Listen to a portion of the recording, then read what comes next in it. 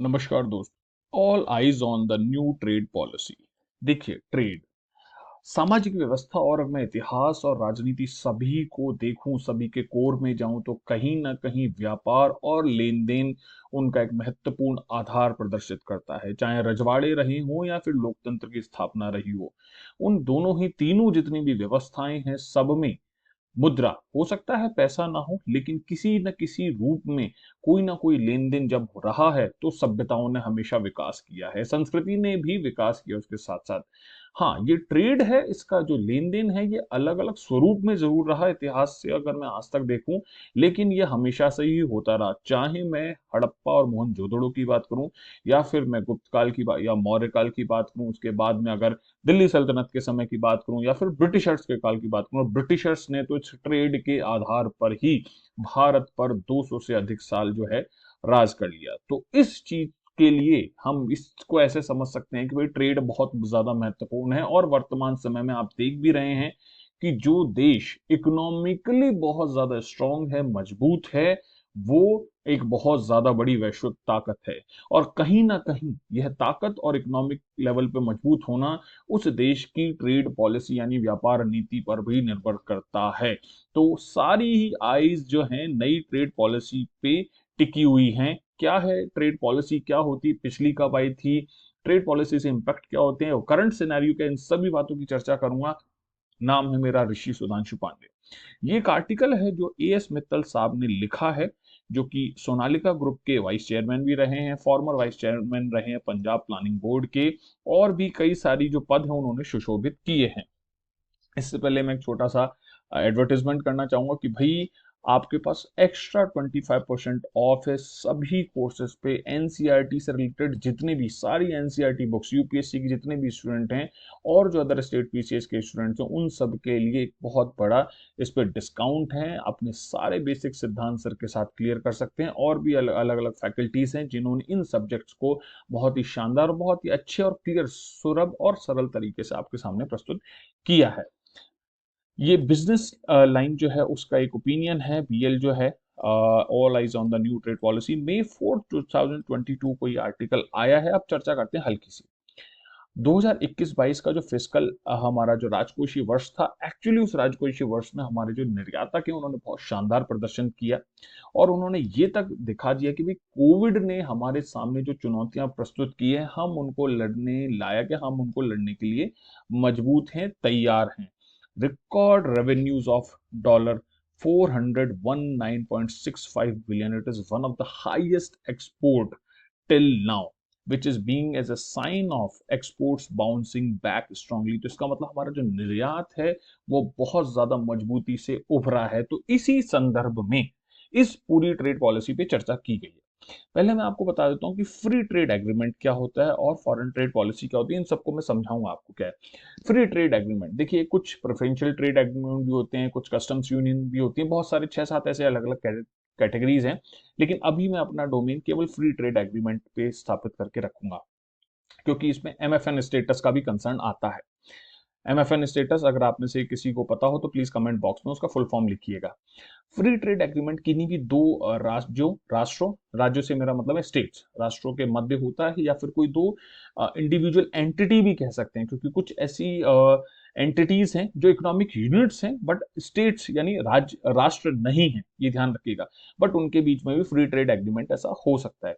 इसमें वो दोनों ही नेशन जो हैं आपस में किसी पर्टिकुलर व्यापार को, और उसमें डिसाइड कर लेते हैं कि ये जो एंटिटीज हैं इनके व्यापार किया जाएगा। इन व्यापार को पूर्ण रूप से मुक्त टैक्स फ्री कर देते हैं, या फिर एक पर्टिकुलर लिमिट लगा देते हैं कि इस लिमिट से हम कभी भी ऊपर नहीं जाएंगे। ये है फ्री ट्रेड, मतलब आपके और मेरे बीच में जो ट्रेड होगा उस पे हमारे जो रिस्ट्रिक्शंस हैं या जो टैक्सेस हैं या जो टैरिफ्स हैं वो नहीं लगाए जाएंगे। प्रेफरेंशियल ट्रेड एग्रीमेंट का मतलब होता है कि मैं आपको प्रेफरेंस दूंगा, ठीक है। अब बात चलती है, इन्होंने ये बताया कि ऑस्ट्रेलिया और यूएई के साथ जो हमारे एफटीएस चल रहे हैं उन्होंने बहुत ज्यादा बड़ा हमें फायदा दिया है। It has become a gateway for extensive opportunity for Indian entrepreneurs. जो भारत के नए उद्यमी हैं उनको बहुत फायदा हुआ है। तो इस एफटीएस के साथ साथ एक नई फॉरेन ट्रेड पॉलिसी जो है वो आनी चाहिए। क्यों? क्योंकि 1991 के बाद से कोई बहुत बड़ी फॉरेन ट्रेड पॉलिसी नहीं है, हर 5 साल में उसे रिविजिट किया जाता है और नोटिफाई कर दिया जाता है, तो कुछ बेसिक चेंजेस के साथ में। तो हमें इस फॉरेन ट्रेड पॉलिसी पे स्पेसिफिकली ध्यान देना होगा। एक्चुअली जो फॉरेन ट्रेड पॉलिसी आनी थी वो अप्रैल 2020 में आनी थी, बट उसे कई बार पिछले चूंकि कोविड आ गया तो उसके कारण उसे एक्सटेंड किया गया और अभी सितंबर 30 2022 तक के लिए उसे एक्सटेंड कर दिया गया है। लास्ट टाइम एफटीपी आई थी फॉरेन ट्रेड पॉलिसी 2015 में। तो अब उसकी नई फॉरेन ट्रेड पॉलिसी की चिंता है, उस पर ध्यान देने की इच्छा है। इसके साथ मैं आपको बता दूं कि जो जो ऑस्ट्रेलिया और इंडिया के बीच में एफटीए की बात हुई थी, उसमें कुछ लेबर इंटेंसिव सेक्टर्स थे जो कि खास तौर पे बहुत ज्यादा रोजगार प्रोवाइड करते हैं, उनको ड्यूटी फ्री एक्सेस दिया गया था ऑस्ट्रेलियन मार्केट में, जिसमें कि अपरेल्स हैं, ज्वेलरी हैं, लेदर्स अपरेल्स मतलब कपड़ों से संबंधित, वस्त्र से संबंधित। लेदर इंडस्ट्री मैंने कभी लेक्चर दिए हैं आप लोगों को, तो उसमें बताया होगा कि लेदर इंडस्ट्री जो है वो लेबर इंटेंसिव है, रोजगार खूब मिलता है। साथ ही साथ ऑस्ट्रेलिया ने 100% मार्केट एक्सेस दिया सभी जितनी भी गुड्स हैं भारत से।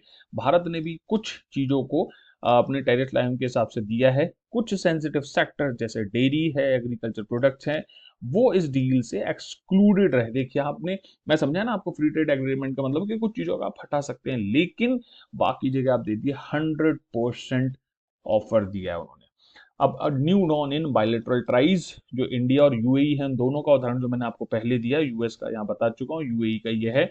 इसमें भी हमें फायदा ही है कि किस तरीके से हम अपने एक्सपोर्टर्स को ज्यादा बेटर अपॉर्चुनिटीज प्रोवाइड कर सकते हैं। अब बात आती है फॉरेन ट्रेड पॉलिसी की। Foreign trade policy, policy is nothing, policy is a document in which we have a vision, mission and how we are going to implement basically. Although उस policy पे फिर लॉ बनता है और उस law पे फिर आपके रूल्स आते हैं। तो ये एक पैटर्न है, लेकिन अल्टीमेटली पॉलिसी में क्या होता है कि it sets out the regulations for cross border trade. Cross border trade का मतलब एक देश से दूसरे देश के मध्य में। और जो सरकार की पोजीशन है किसी भी concomitant yet crucial policy variable such as technology follow, हम किस तरीके से टेक्नोलॉजी को रखना चाहते हैं, इंटेंजिबिलिटीज को रखना पड़ता है इन सब चीजों के लिए। लेकिन ये इंपॉर्टेंट क्यों है? It is essential to clarify the country's position and alignment with flagship program. क्योंकि हम देखिए, जैसे एक लोकल फॉर ग्लोबल है और पीएलआई, प्रोडक्शन लिंक्स इंसेंटिव्स, ये हमें यहाँ के जो एक्सपोर्टर्स हैं उनको समझाना होगा, उन्हें बताना होगा। जब तक हम अपनी पॉलिसी में इस चीज का एक्सप्लेन नहीं करेंगे तो हमारे एक्सपोर्टर्स को विजन क्लियर नहीं होगा। क्योंकि मान लीजिए आज मैं किसी चीज को कोई इंडस्ट्री डालना चाहता हूँ, तो मुझे पता होना चाहिए कि ट्रेड पॉलिसी क्या है गवर्नमेंट की। मान लो मैं ऐसी चीज डाल रहा हूँ जिससे कि भारत किसी अन्य कंट्री से ट्रेड ही नहीं करने दे, तो क्या वो ट्रेड या फिर क्या वो प्रोडक्ट को इंडस्ट्री डालना उचित होगा? नहीं, वो मेरे लिए लॉस होगा। तो यही वो पॉलिसीज हैं जो हमें बताती हैं कि हाँ, हम इस दिशा में कार्य कर सकते हैं। साथ ही साथ डब्ल्यूटीओ की रूलिंग से भी जुड़ा हुआ है, सेज भी इस तरीके की स्कीम्स हैं। जैसे नई नई फॉरेन ट्रेड पॉलिसी होती है उसमें सेज जैसी इन चीजों का उल्लेख बहुत अच्छे तरीके से होता है। जियोग्राफिकल प्रोफाइल्स होती हैं वो भी बताई जाती हैं, एक्सपोर्ट में क्या क्या सामान रखे जाने हैं, और इन सभी का इम्पैक्ट होता है। फॉरेन ट्रेड एग्रीमेंट है उनके भी इम्प्लीकेशन इसमें रखे जाते हैं।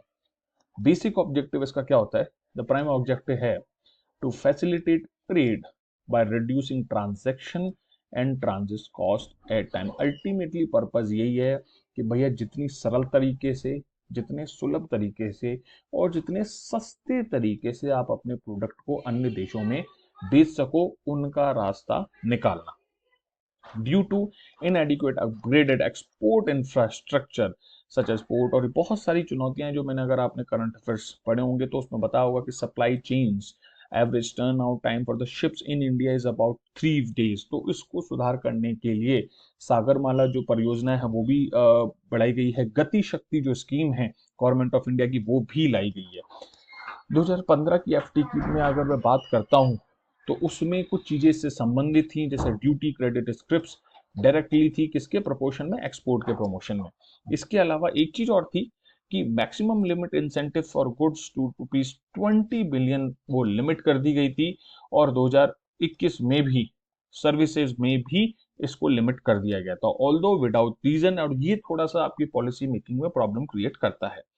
अब एक्सपोर्टर्स की परेशानी बढ़ाने के लिए the changes for services incentives were retrospectively notified. सामान्यतः जैसे कोई क्रिमिनल कानून है उसे रेट्रोस्पेक्टिव मतलब भूतलक्षी तरीके से नहीं लगाया जा सकता, लेकिन इस तरीके के टैक्स पॉलिसीज को लगाया जा सकता और लगाया गया। सितंबर 2021 में जो पॉलिसी में जो चेंज किया नोटिफिकेशन, वो अप्रैल 2019 से लागू था। मतलब अप्रैल 2019 से लेकर सितंबर 2021 तक में जो भी 2.25 साल में कार्य हुआ, उस पर ये वाली कंडीशन लागू होगी। 2015-20 की 15 से और 2020 तक के मध्य 5 साल जो फॉरेन ट्रेड पॉलिसी रही, उसकी कुछ इंपॉर्टेंट चीजें यहाँ हैं, जैसे हम पढ़ सकते हैं। ड्यूटी क्रेडिट स्क्रिप्ट होगी, सीज की मैंने आपसे चर्चा की है। एनहेंस्ड MEIS जो स्कीम थी उसको भी बढ़ाया। मर्चेंडाइज एक्सपोर्ट इन्वेस्टमेंट स्कीम जो है उसकी बात है। ये सर्विसेज एक्सपोर्ट के लिए है, ये वैलिडिटी पीरियड है। ड्यूटी क्रेडिट का वो भी बनाया गया। अब बात करते हैं एक्सपेक्टेशन विद न्यू FTP। देखो हमने सब बता दिया पहले क्या था, किस तरीके से बनाई जाती है, लेकिन अब हम जो नई फॉरेन ट्रेड पॉलिसी आई उससे हम क्या चाहते हैं। वर्तमान में जो फॉरेन ट्रेड पॉलिसी है उसमें कुछ लिमिटेशंस हैं जो हमें बदलनी है। अब क्या है, given the economic hardship caused by the pandemic, अभी कोविड-19 ने बहुत परेशानी उत्पन्न की है, तो हम सारे जो एक्सपोर्टर्स उनकी आशा है कि FTP में कुछ चीजें सुधरें, जैसे कि रिव्यू रेगुलेटरी और ऑपरेशनल फ्रेमवर्क सही होना चाहिए, ट्रांजिट कॉस्ट कम होनी चाहिए, लो कॉस्ट ऑपरेशन होना चाहिए, एनवायरमेंटल की जो इश्यूज हैं उनको भी सॉल्व किया जाना चाहिए। खास तौर पे MSME जो सेक्टर इंडिया में, उससे भी इस फॉरेन ट्रेड पॉलिसी से स्पेशल इंपैक्ट होता है और उसको फायदा होता है। At the heart of the issue is 6.4 crore India's MSME sector, और सेकंड लार्जेस्ट एम्प्लॉयर है, अराउंड 12 करोड़ जो वर्कर्स हैं एग्रीकल्चर के बाद, वो MSME सेक्टर देता है। इसलिए कहा जाता है कि manufacturing is more important than service sector because it provides a lot of jobs. इसीलिए हमने स्टार्टअप एंड स्टैंड अप जैसी इंडिया जैसी जो स्कीम्स हैं वो शुरू की है। अभी इसका 29% कॉन्ट्रीब्यूशन है GDP में। MSME पे क्या इम्पैक्ट होता है, हाँ, अगर इनपुट कॉस्ट को देखें और फ्यूल कॉस्ट को देखें तो MSME में बहुत ज्यादा प्रॉब्लम होती है, वो बॉटम लाइंस पे चले जाते हैं। यही है rise in practice, prices of raw material जब बढ़ते हैं, जैसे स्टील का प्राइस बढ़ रहा है, प्लास्टिक बढ़ रहा है, शॉर्टेज ऑफ शिपिंग कंटेनर्स होता है, तो ये MSME पे सीधा वर्क पूरी जो कॉस्ट लोड है सीधा उन पे आ जाता है, तो उनका जो इनपुट कॉस्ट है वो बढ़ पाता है, तो उसकी जो कॉम्पिटिटिव होना है वो MSME हमारा कॉम्पिटिटिव नहीं हो पाते, और इसीलिए जो फॉरेन मार्केट है ना उसमें उनको उतना बिक्री का मार्केट नहीं मिल पाता, क्योंकि अदर जो बड़ी कंट्रीज हैं वो बल्क में प्रोडक्शन करके कॉम्पिटिटिव बन जाती हैं, सस्ती बन जाती हैं विद द सेम क्वालिटी। इसके साथ साथ it is being difficult to take full advantage of the increase demand and hope the new FTP जो है उनकी समस्याओं को दूर करेगी। Services export from India scheme जो MEIS बोला था मैंने, merchandise export from India scheme था, उसी की जगह SEIS भी था, और उसने भी कुछ इंसेंटिव प्रोवाइड किए हैं। अब है इंफ्रा अपग्रेड की बात की, तो इंफ्रा अपग्रेड के लिए मैंने आपको बता दिया कि गति शक्ति योजना भी आई है, और चाइना ने खास तौर पे एक टेक्नोलॉजी एडवांस कंट्री जैसे कुछ चीजें हमारे यहाँ सुधारने की बात की है, और उसने $1.4 ट्रिलियन जो है इंफ्रास्ट्रक्चर पे डालने की बात की है। इंडिया को कितना डालना है 2019 से 2023 के बीच में, $1.4 ट्रिलियन ऑन इंफ्रास्ट्रक्चर बिटवीन। अब उसमें क्या क्या करना है, पोर्ट्स बनाने हैं, वेयर हाउस बनाने हैं, क्वालिटी टेस्टिंग के इंस्टीट्यूशन बनाने हैं, सर्टिफिकेशन सेंटर्स बनाने हैं। India also needs to adopt modern trade practices, और उसको जिससे कि लागू किया जा सके। वे फॉरवर्ड क्या है, FTP must enable exporters to leverage technology in the field of foreign trade. हम अगर आज नहीं सुधरे तो अभी सोचिए अगला 5 साल इतना बड़ा ट्रांसफॉर्म होने का मौका है कि कोई सोच भी नहीं सकता, क्योंकि अभी नहीं हुए तो अगले 5 साल बाद नहीं होंगे, क्योंकि बहुत सारे लोग हमसे आगे बढ़ चुके होंगे। तो इस फॉरेन ट्रेड पॉलिसी के ऊपर बहुत ज्यादा रेस्पॉन्सिबिलिटीज हैं। The government must help MSME planning to tap the export potential in existing tariff lines and provide policy support जिससे कि MSME और इंक्रीज MSME एक्सपोर्ट जो है 50% से भी ज्यादा बढ़ जाए 2022-23 में।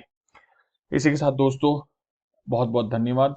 अगर आपको कोई एक्सपेक्टेशन है नई फॉरेन ट्रेड पॉलिसी से तो प्लीज कमेंट बॉक्स में उसे भी बताइएगा। जय हिंद, जय भारत।